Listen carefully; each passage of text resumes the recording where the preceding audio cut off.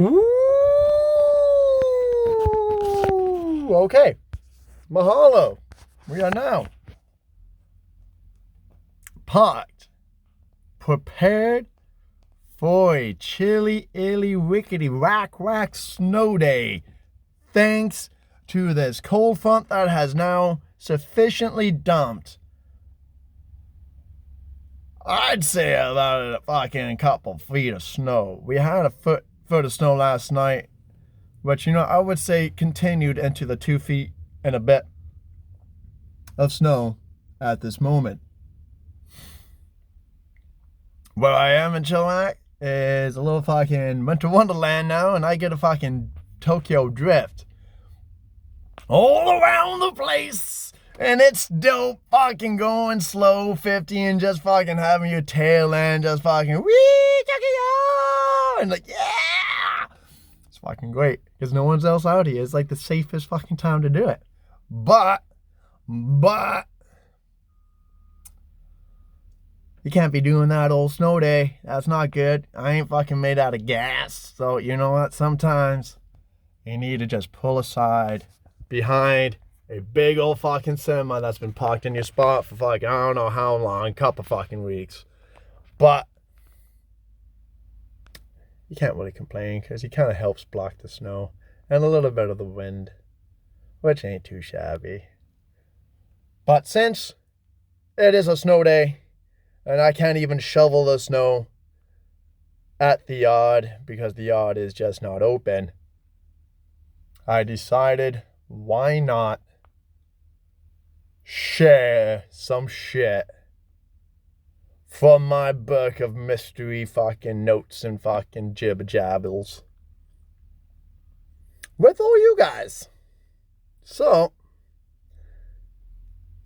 I'm gonna start off real nice like with a new idea of a story. I kind of want to fucking jot down because I don't know if I can say I got a few anymore because the document is pretty much on hold on the laptop. And I haven't dug that fucker out since I moved into the van. And there is fucking Eugene Borgio, the fucking oyster shark. Yeah, so I gotta flesh that guy out.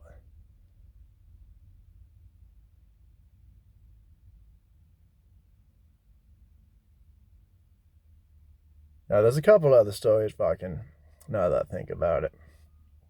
Not to mention, dabbling in a little bit of free fist poetry because, snippety snaps are always welcome instead of clippity claps.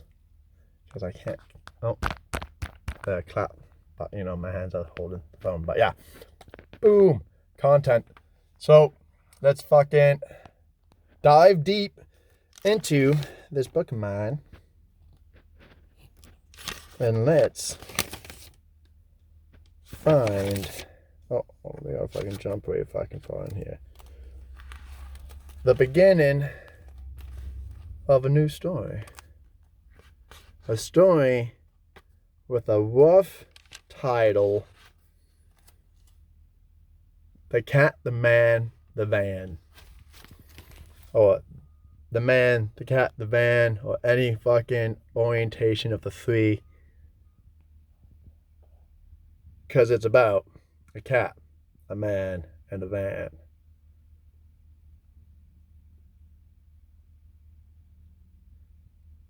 But it's not an autobiography.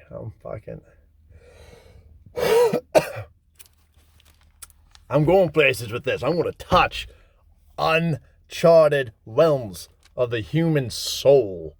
Hopefully. With witty linguistics. So, I don't know if this is going to be the first chapter, how I'm going to fucking introduce everyone into this grand fucking makeshift fucking world I have created. I want to say so, though. Because, what better place to start than the cat? So, let's begin. I got a few fucking pages jotted down here. I'm gonna just fucking, for myself and for you guys, mainly myself, so I can fucking figure out how to fucking see how it sounds, see if it fucking, like, if it sounds right, if it flows good, if it does good, if I can, swap in a word here or there, and you guys get to just hear the complete and utter fucking ramblings of a fucking guy who lives in a van, who believes to be a writer. So, let's go.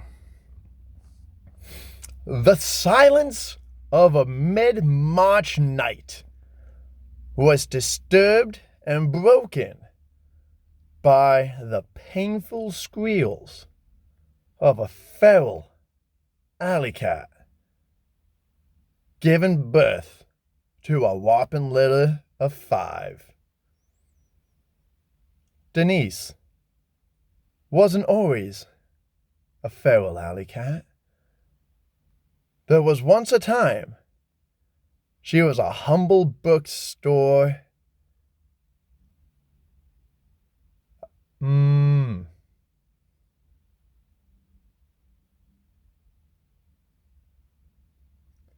A humble bookstore resident.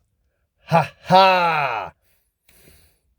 Boom. Backtrack. All right. Denise wasn't always a feral alley cat, for there was a time where she was a humble bookstore resident until the recent pandemic forced the owners to close up shop.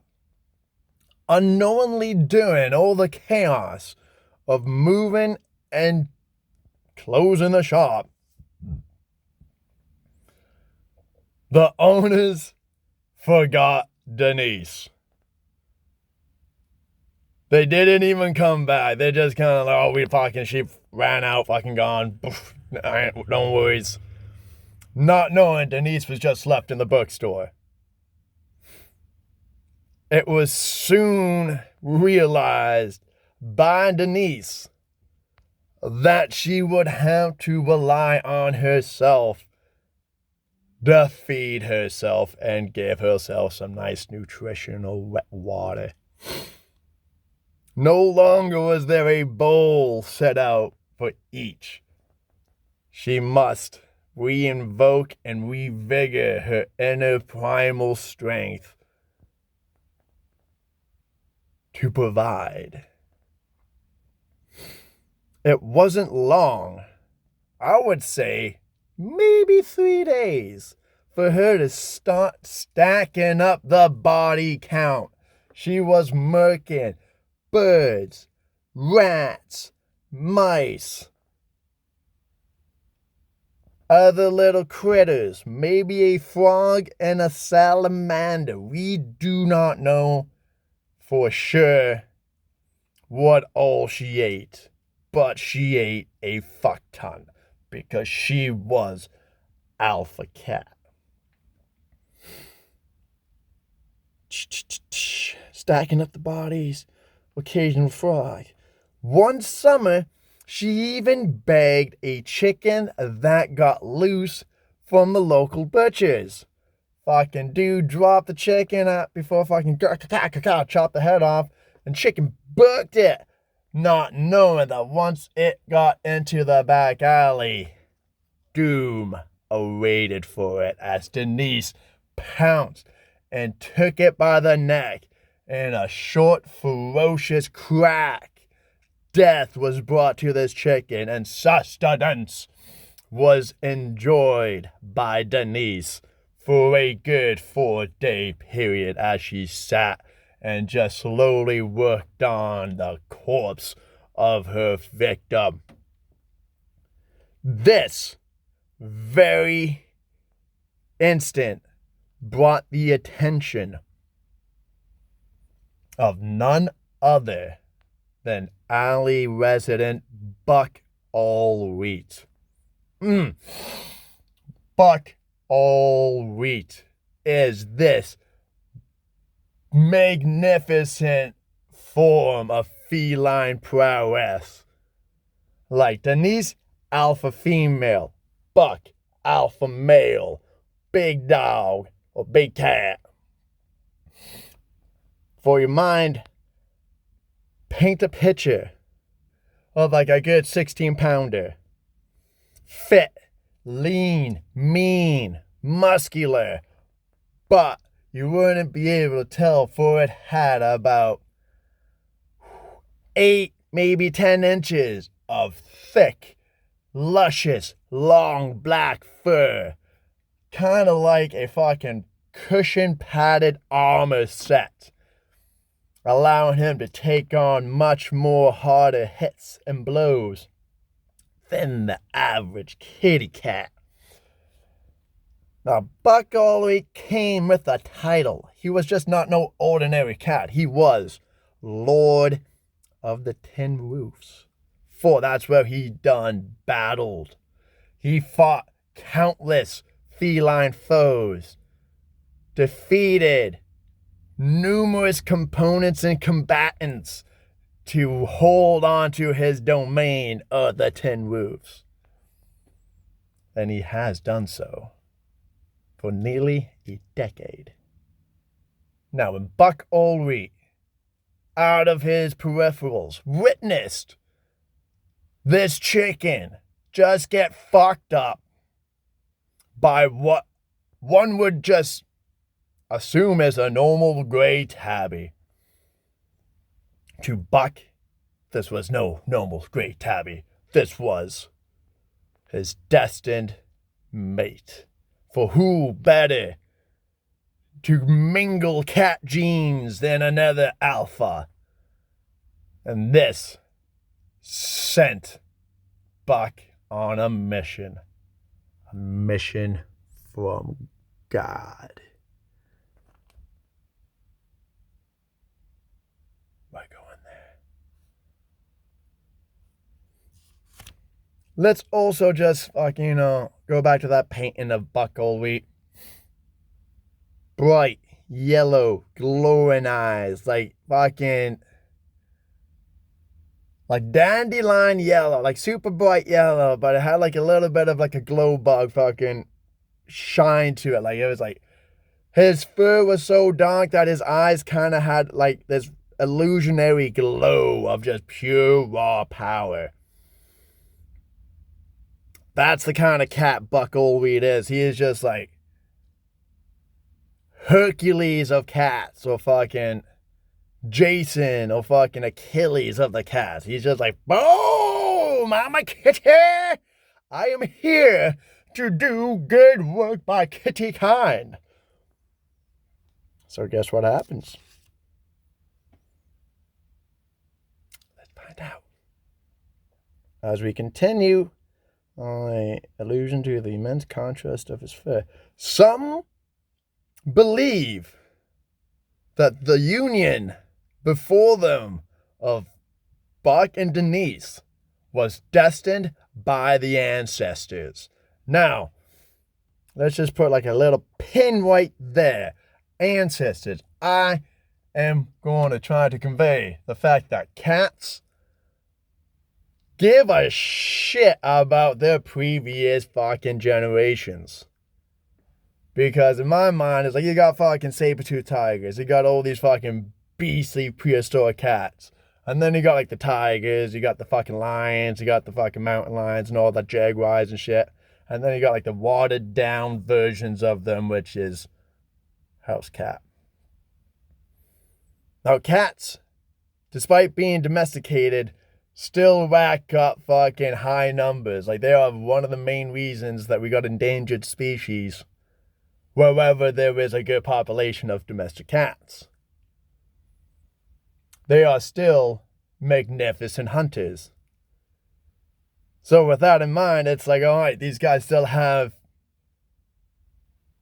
good connections to their roots. So why wouldn't they, if they had a fucking culture,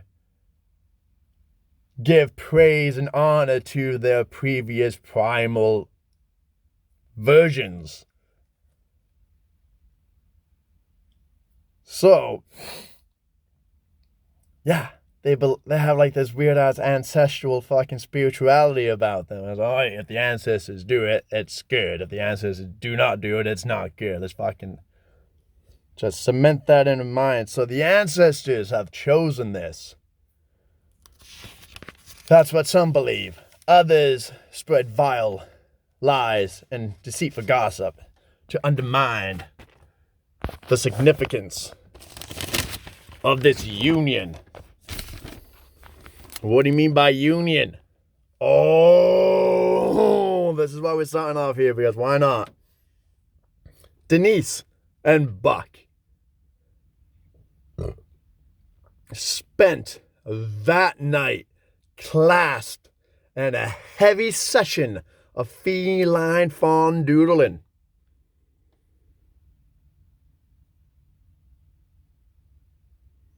Fondling. Those in the vicinity noted the echoes of primal meows. Electricity was felt in the air, the aroma of unbridled power, palpable on the wind. All understood the fuck. Oof. All understood. I already said significant. I don't really want to use that. All understood the gravity of the situation. By the ancestors, this was a blessing. They brought two together to bring forth. They brought two together to bring forth the irisless. Irisless. So, see my big old brown fuckers? You see these guys? Irisless. Now, just imagine the brown, green, lovely hue was just as white as the rest of that fucking eyeball. The only color, the only contrast would be the pupil. Irisless. This just pure white-eyed cat. This pearl with a little black fracture, which was the pupil. Like just, oh, I like it. I like it. Every generation, I don't know if it's every generation, but every so often, the irisless has been reincarnated.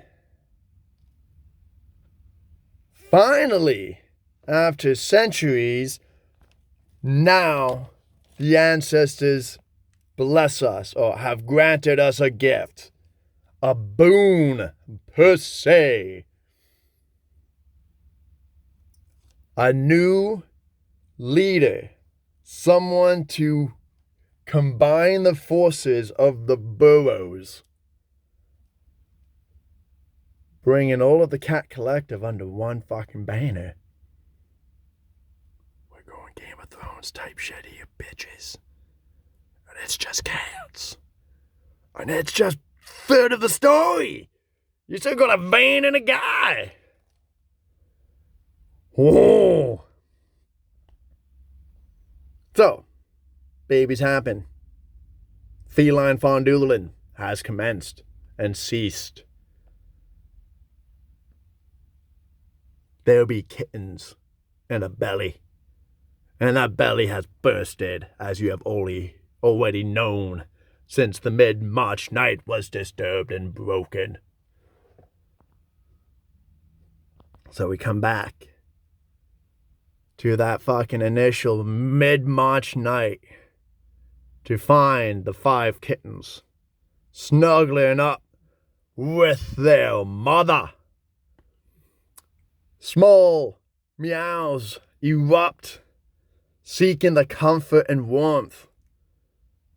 5 little fur balls. 3 orange, 1 black, 1 gray tabby. Now, Yeah, I'm just going to leave them like that. I don't give a crap about the true colors because the colors don't really matter. Three bright orange, one black, one gray tabby. The full moon smiled upon Denise and her kittens as from the shadows, returning with a bent neck pigeon in his mouth, was Buck Goldwheat. Truly a sufficient meal for the mother of his kittens. Quickly, word of the potential rebirth of the fabled irisless spread like fleas in the bipedal's compounds.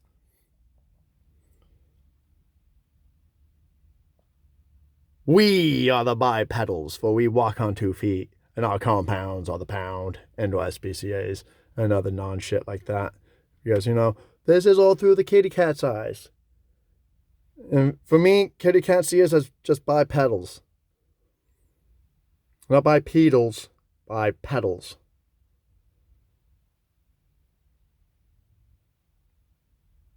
Bipedals. Yeah. Soon, a gathering that numbered in the thousands. So I dropped it.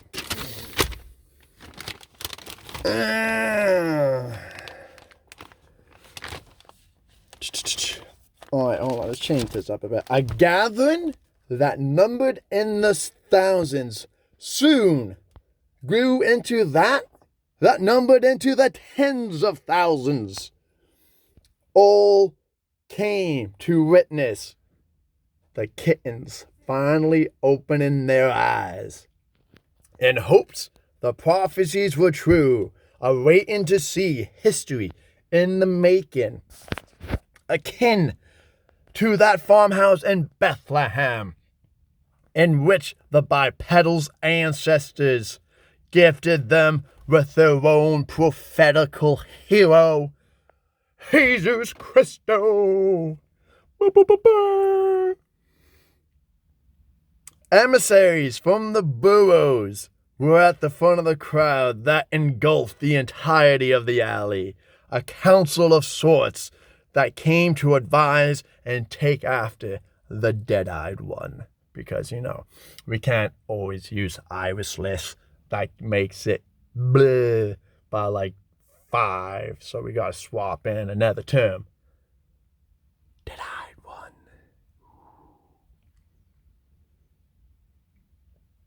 The 5 kittens laid together in one of the milk crates.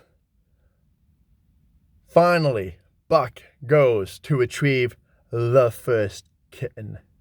He grabs the gray tabby by the scruff of its neck. Let's put you up here so I can fucking... There we go. Brought forward before the council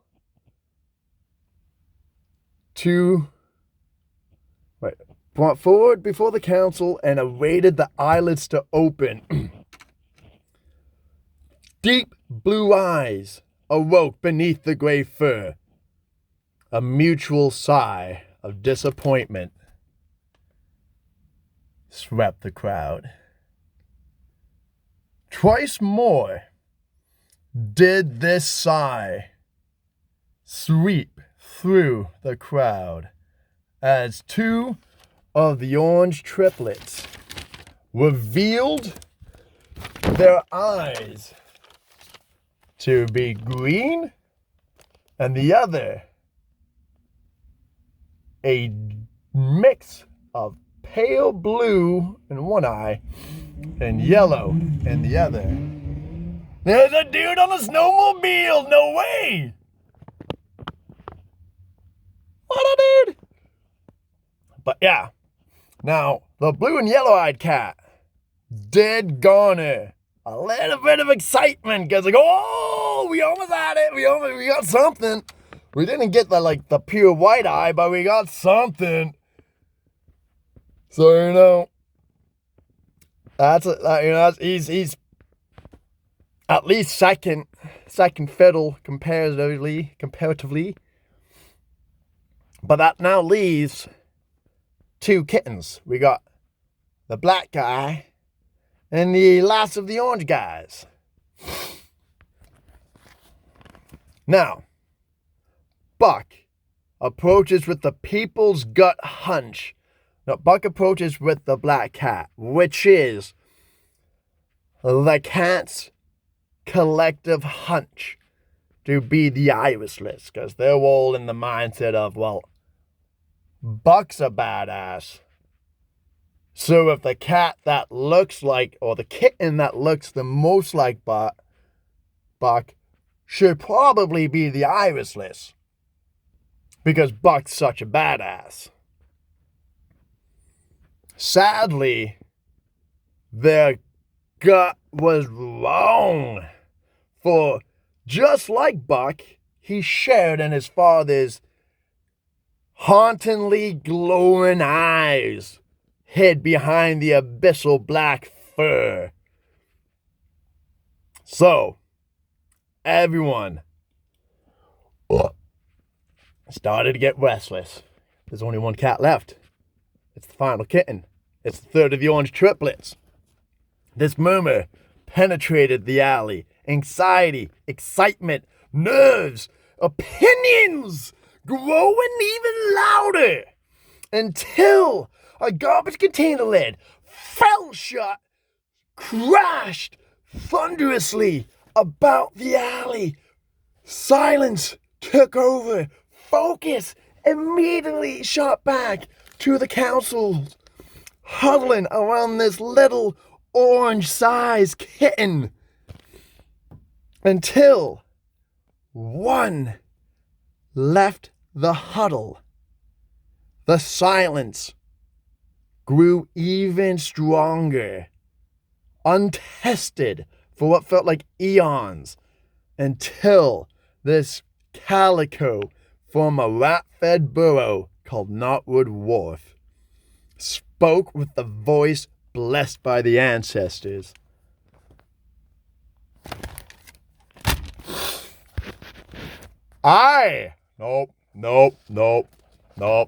Retry.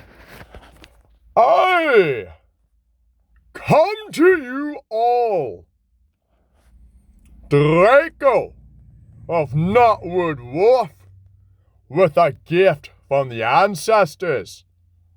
Like clockwork, the other cats of the councils lift up the orange kitten. Eyes white as pearls, pure with a pure ebony fracture at the center.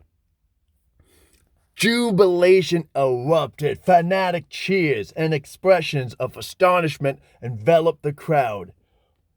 Ignorant to all of this excitement was this orange kitten.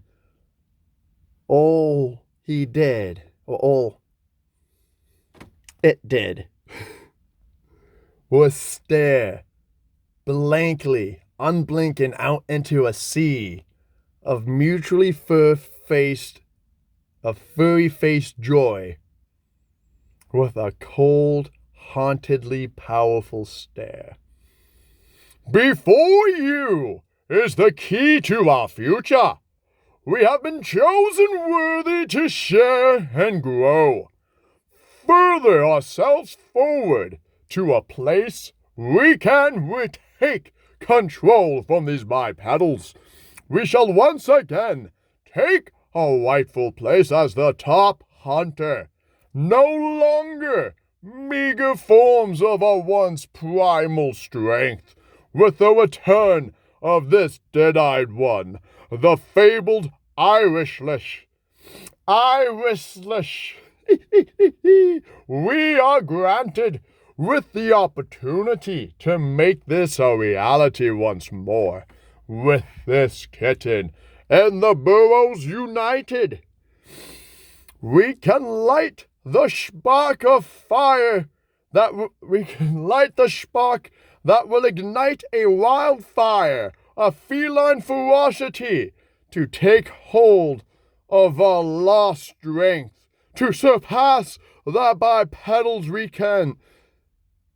To surpass the bipedals, we can push back against the long-nosed scourge, the tail-wagging tyrants. At last, this is the first day of our future. The crowd explodes as an overwhelming essence of hope and strength sinks into the minds and souls of each individual feline. The kitten of prophecy has arrived. They cheer on into the night for its promised future. That's as far as I got so far. Now,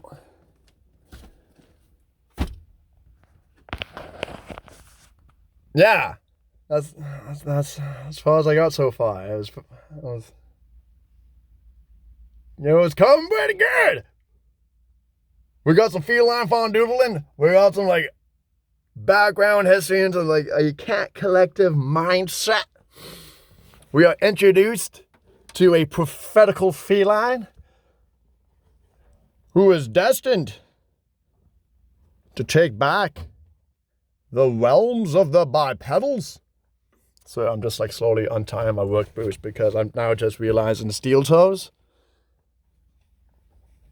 are still fucking cold, despite being like boots.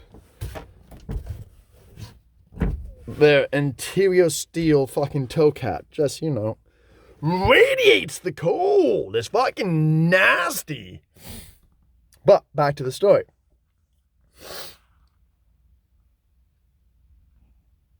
You have this whole hidden realm of cats that is coming into fruition or into like creation. And it's already a little weird. It's already a little perplexing. Now you just gotta visualize the same for a van. And then thricely for a man. And these three unique, different characters will all somehow interweave their unique and utterly nonsensical stories into one unifying path. And I hope it fucking comes out good because, like, I think I can do something here. Like, Darkman's a little spooky, but I gotta put, like, a lot of fucking thought into how I want that to all play out. Because, like, I've read a fuck ton of Lovecraft. I've read a fuck ton of fucking spooky stories and Stephen King and shit. And I want to fucking dive into that. I want to, like, kind of, like,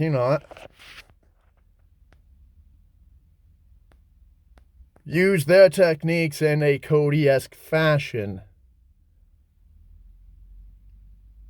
to convey my own weird ideas of what I find is spooky and scary and, hopefully if I can portray it in a way that makes you shit your fucking pants. But we don't know that for sure because I got like maybe a chapter of that done. And that's been on like the middle burner for fucking a while. But I ain't no Stephen King. I ain't no fucking 6-page a day fucking guy. Despite trying to go, like, I'll try to fucking, divert the fucking ship into that kind of fucking laneway of, like, just consistently writing. Just to get, like, not even on the topic, just to get, like, the machine going. And stuff like that. So yeah. It's a snow day in Chilliwack, so hope you enjoyed. If not, fuck yourself. Not even that. Don't even fuck yourself. Just fucking punch yourself in the fucking throat. Like, eh. And then, you know, it'll be fine. You'll cough a bit, but just remember, if you don't like this, you can just fucking punch yourself. So yeah, for me,